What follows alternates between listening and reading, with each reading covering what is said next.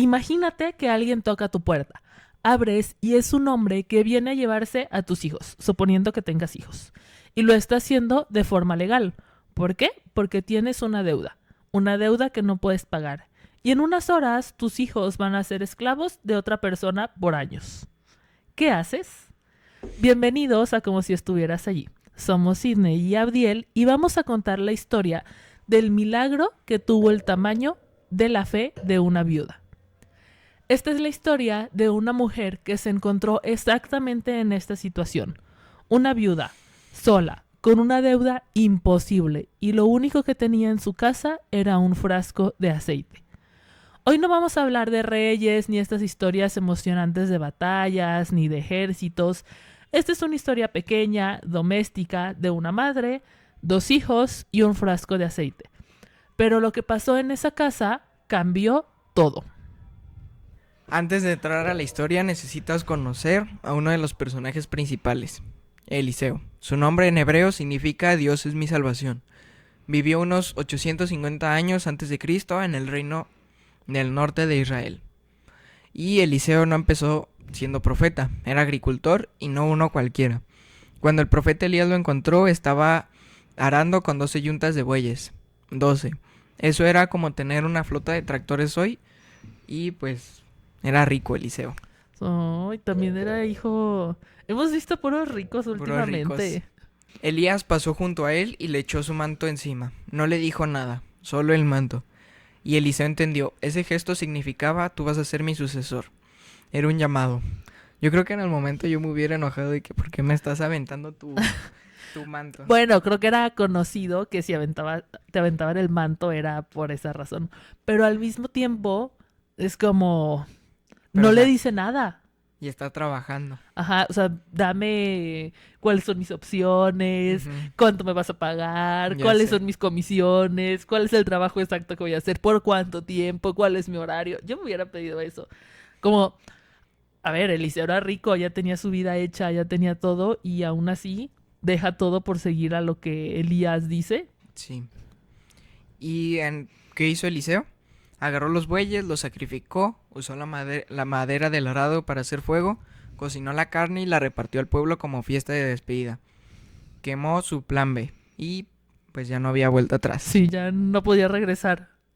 Qué intenso. Cuando Elías estaba a punto de ser llevado al cielo, le preguntó a Eliseo qué quería. Y Eliseo pidió una doble porción de tu espíritu. Esa era la petición del primogénito. El hijo mayor recibía doble porción de la herencia. Y Eliseo estaba diciendo, quiero ser tu heredero espiritual. ¿Ves? Si hubiera pedido quiero irme al cielo, tal vez Eliseo... Le hubiera dicho que no. Elías le hubiera dicho sí, vámonos. Pero Eliseo no pidió irse al cielo con Elías. ¿Tú crees que le hubiera dicho que sí? No sé, Yo digo que no. Yo siento que no. que se tenía que quedar. Bueno, la misión de Eliseo era quedarse. Pero igual no perdía nada con pedirle a Elías. Eso sí. Y pues bueno, lo recibió. Y si cuentas los milagros en la Biblia, Eliseo hizo aproximadamente el doble que Elías. La doble porción se cumplió literalmente. Pero Eliseo era muy diferente a Elías. Elías era intenso, solitario y dramático. Bajaba a fuego del cielo, confrontaba a reyes, subía al desierto. Y pues bueno, Eliseo era más cercano. Comunitario, sus milagros eran cotidianos. Purificaba agua, multiplicaba comida, ayudaba a viudas. Y Elías vivía en cuevas. A Eliseo una familia le construyó un cuarto en su casa. Qué padre. Sí, creo que era como muy querido. Y pues Eliseo dirigía lo que la Biblia llama los hijos de los profetas. Eran comunidades de hombres que estudiaban, adoraban y se preparaban para el ministerio. Algo así como seminarios antiguos. Había grupos en Gilgal. Gilgal, en Betel, en Jericó. Vivían juntos, comían juntos y aprendían juntos. Como el Dormi. Como en... El Dormi en Montemorelos. No me ha tocado, pero te creo. Un dormitorio de teólogos, vaya. Ya. Pero pues estos profetas no eran ricos. Vivían de ofrendas de lo que la gente les daba y del trabajo de sus manos. No tenían seguro de vida, no tenían pensión y cuando uno de ellos moría, su familia quedaba en una situación muy difícil. Para entender esta historia, tenemos que darnos cuenta lo que era ser viuda en Israel. En ese momento era horrible, lo peor que te podía pasar. ¿Por qué? Porque una mujer sin esposo era extremadamente vulnerable. no tenía prácticamente poder legal sobre nada. No podía heredar tierras, o sea, su casa No era suya. ya no era suya exactamente, no podía representarse legalmente a sí misma, o sea, de que es injusto lo que está pasando, vamos yo ante el juez, no podía. Su identidad pasaba a ser de su papá nuevamente, o si y el esposo, y si el esposo moría, prácticamente quedaba en un limbo si ya su papá también había muerto. La palabra hebrea para viuda era almaná. Viene de una raíz que significa silenciada o incapaz de hablar. O sea, ellos mismos, como para que te quede claro, eso Sí. significa ser viuda. Y no es que no pudieran hablar literalmente, es que legalmente pues no tenía ninguna voz ni voto. Ahora, la ley de Moisés sí tenía protecciones para las viudas, o sea, porque sabía la vulnerabilidad que podían llegar a tener. Entonces, ellas tenían permitido espigar en los campos, o sea, recoger lo que quedaba después de la cosecha, que es lo que pasa con Ruth, otra historia. Ujú. Participaban del diezmo y ofrendas que las personas daban y estaba prohibido tomar su ropa como garantía de una deuda, o sea, como para proteger que no Sí. quedaran sin nada. El problema es que estas leyes dependían de que la gente las cumpliera. Y en los tiempos en que la verdad no estaba muy bien la relación con Dios en el pueblo, que había mucha más injusticia, cada quien hacía lo que podía por su lado, y las viudas eran las primeras que sufrían. Las leyes estaban ahí, pero pues nadie les hacía caso, no servía de mucho. Los profetas constantemente a través de la Biblia vemos que denuncian mucho esta situación de las viudas.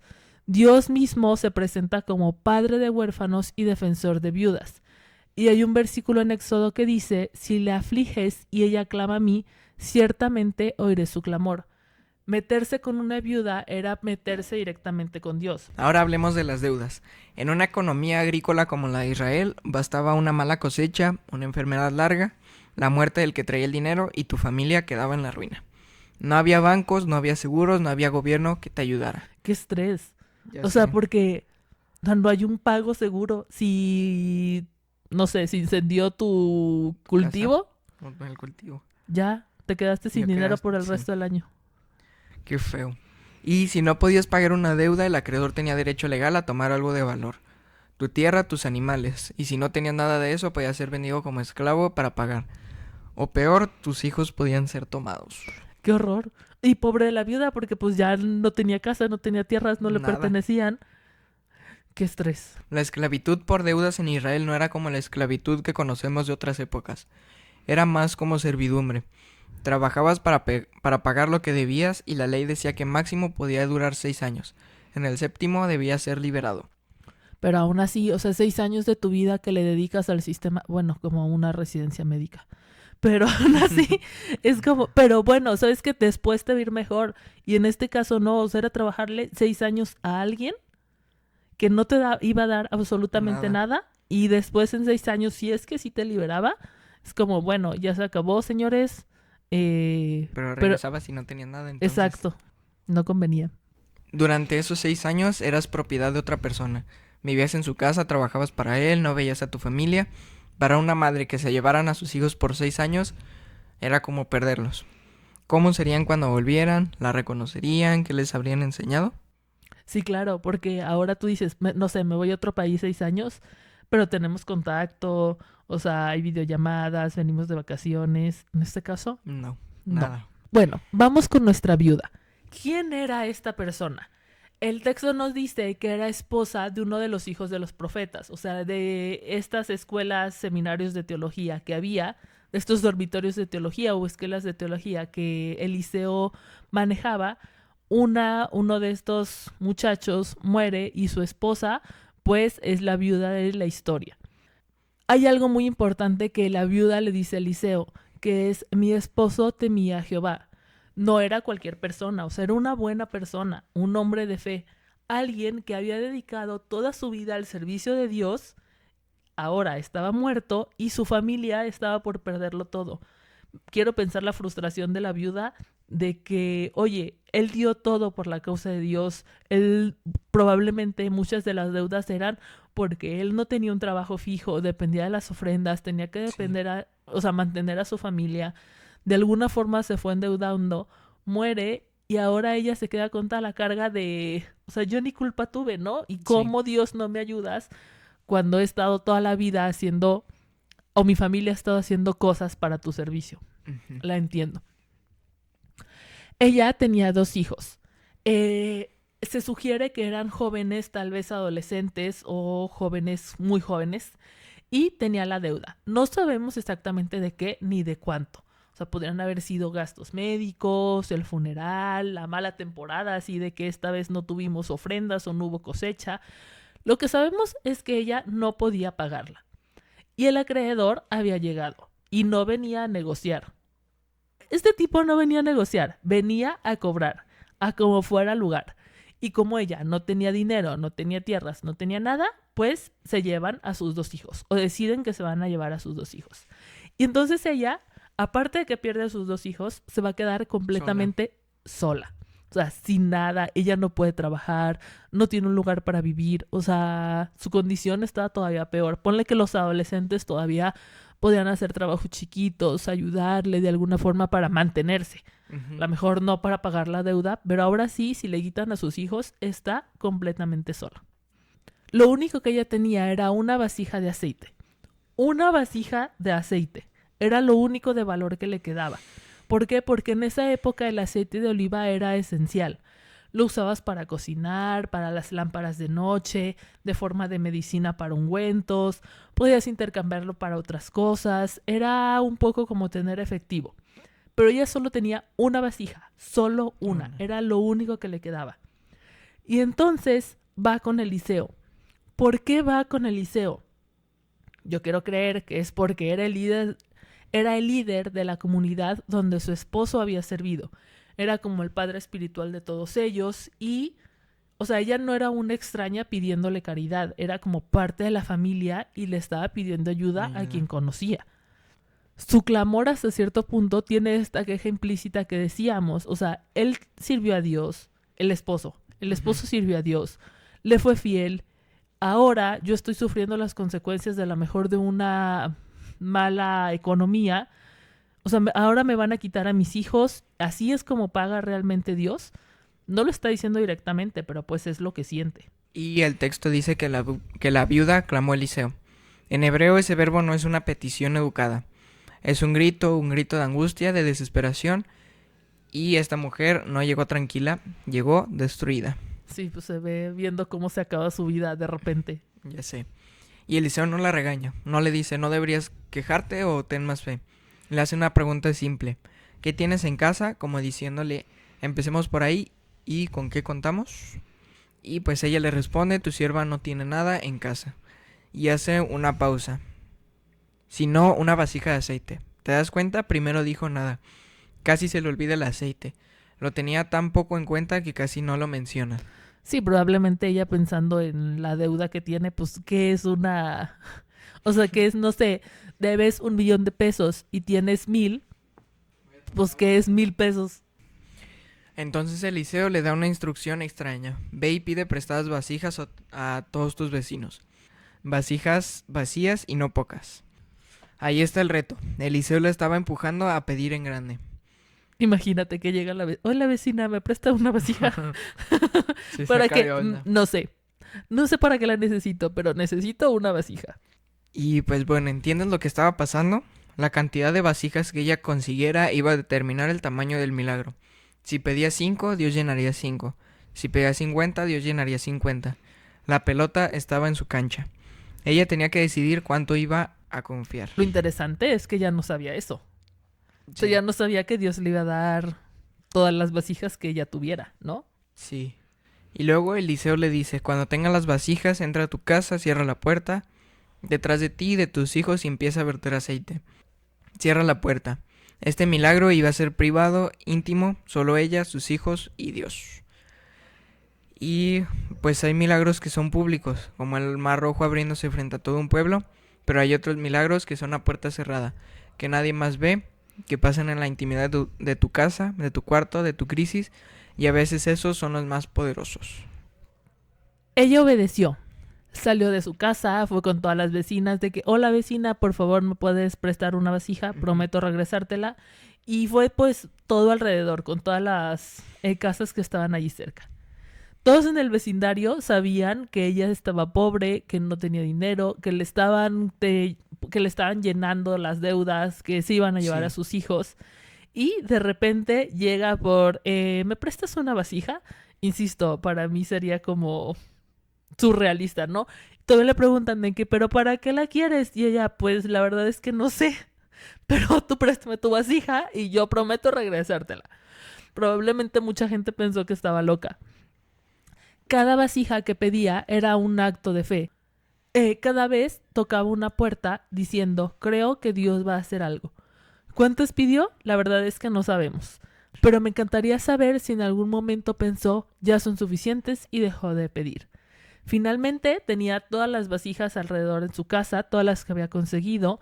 Entra, obedece lo que dice Eliseo, cierra la puerta y ahí están ella, sus 2 hijos y un montón de vasijas vacías. Yo me acuerdo de una imagen que venía en Las Bellas Historias, que está... ¿Tú tuviste Las Bellas Historias de niño? La Biblia esa chiquitita con los dibujitos. No, que eran un montón de libros, que eran como 12, Ah, ya, sí. que tenían unos dibujos como de pinturas Sí. viejitos. Ándale, ese tiene la historia de la viuda con Eliseo y tiene la imagen, ella está paradita con sus 2 niños, pero todo el piso lleno de vasijas. De vasijas. Yo me imagino que así es como fue la cosa, pero bueno. Así que ella enciende una lámpara, cierra la puerta, con sus vasijas por todos lados y sostiene la única vasija de aceite. Yo creo que el corazón le estaba latiendo súper fuerte, los hijos con Ujú. cara de ¿qué estás haciendo, mamá? Así que empieza a llenar vasija por vasija. El sonido del aceite cayendo, suave, constante. ¿Y qué crees? Se llena la primera vasija, que probablemente era el del mismo tamaño de la que tenía y dijimos, bueno, Ujú. pues solo lo vaciamos de un lado a otro, ¿no? Sin embargo, sigue con otra siguiente vasija y otra siguiente vasija y otra siguiente vasija y sigue saliendo aceite y el aceite que ella tiene en su vasija no se acaba, sigue fluyendo. Así que le dice uno de sus hijos de que rápido tráeme otra vasija y el hijo obedece, ella la llena y empiezan a traer otra y otra y otra. O sea, yo quiero pensar la emoción que han de haber sentido sus hijos corriendo de un lado a otro, pasándole las vasijas, la madre vertiendo aceite sin parar, casi de que, o sea, saca Sí. esta y mete, ¿no? Para que no levante yo la vasija, qué tal que deje de salir. Ella pensando de que en algún momento se va a acabar, o sea, ¿cuántas vasijas más me va a alcanzar? ¿Hasta cuándo va a seguir? Pero, sin embargo, o sea, seguía y seguía y seguía saliendo aceite, no paraba. Así que ya cuando está por terminar le dice de que tráeme otra vasija, le dice a su hijo, el hijo la voltea y le dice, mamá, ya no hay más vasijas. En ese momento es que el aceite se detuvo. Así, de repente, o sea, no se paró antes, no se paró después, no se siguió derramando en el piso, porque Dios no es desperdiciado. Se detuvo exactamente cuando ya no había más vasijas.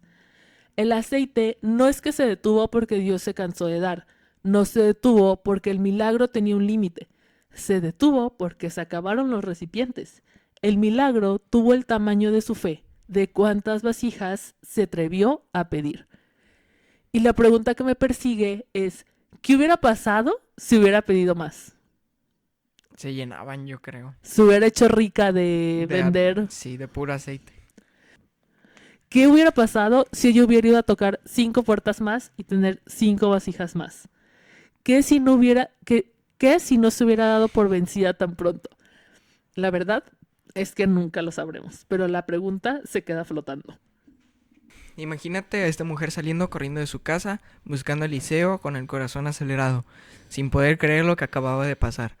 Eliseo, tienes que escuchar esto. Sí, me lo imagino Ya corriendo sé, toda. bien emocionada. Claro, o sea, pero a ver, si a mí me pasa eso, es como todo el mundo entérese. Sí, ya sé. Y Eliseo le dice con toda calma, ve, vende el aceite, paga tu deuda y tú y tus hijos vivan de lo que quede. ¿Escuchaste eso?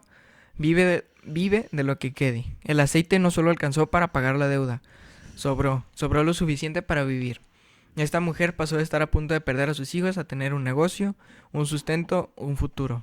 Entonces sí pidió bastantitas Sí, pide un vasijas. poco más. No se hizo rica probablemente de vender aceite, Pero pero le le sobró. dio Sí. para vivir. Ajá. Y lo más importante, sus hijos se quedaron con ella. El acreedor fue pagado, la deuda cancelada. La familia permaneció junta y lo que parecía el final fue un nuevo comienzo. Ay, finales felices. Si hay algo que quiero que te lleves de esta historia es que Dios multiplica lo que tienes, pero el milagro tiene el tamaño de tu fe, de cuánto estás dispuesto a creer y de cuántas vasijas te atreves a pedir. Y vamos a ver algunas lecciones. La primera es que Dios siempre pregunta, ¿qué tienes? Dios no se enfoca tanto en qué te falta. Él empieza con lo que hay. Moisés tenía una vara. El niño tenía 5 panes. Ujú. Esta viuda tenía una vasija de aceite. La pregunta es, ¿qué tienes tú? La segunda lección, Eliseo le dijo, no pocas vasijas. No te conformes con poco. No limites a Dios con tus expectativas bajas. O sea, nosotros muchas veces pedimos lo mínimo, ¿no? Sí. Pero ¿qué tal que Dios quiera o pueda darnos mucho más y nosotros no lo estamos pidiendo? ¿Cuántas vasijas estás pidiendo tú? ¿Cuántas puertas estás tocando? ¿O ya te diste por vencido antes de tiempo? Tercera lección, Eliseo le dijo que cerrara la puerta. Algunos milagros son privados, no necesitas que nadie más los vea, no necesitas aplausos, no necesitas likes, ni que alguien valide lo que Dios está haciendo en tu vida. A veces solo eres tú, tu familia y Dios, y eso es suficiente. Y cuarta lección, y la más incómoda, el aceite se detuvo cuando se acabaron las vasijas, no antes. ¿Qué estás dejando de recibir porque dejaste de pedir? ¿Qué milagro se quedó a medias porque pensaste ya es suficiente? Te dejo con 2 preguntas para este mes. Primera, ¿qué es esa vasija de aceite que tienes? ¿Qué es eso poco que te queda, que casi ni mencionas porque lo tienes tan poco en cuenta? Y segunda, ¿cuántas vasijas estás dispuesto a pedir? Porque el milagro tiene el tamaño de tu fe. Gracias por acompañarme en este episodio de Como si estuvieras ahí. Si esta historia te movió, compártela con alguien que necesite escucharla. Pero prepárate porque en el siguiente episodio nos vamos a meter otra vez como si estuvieras ahí en la siguiente historia. Nos vemos. Nos vemos.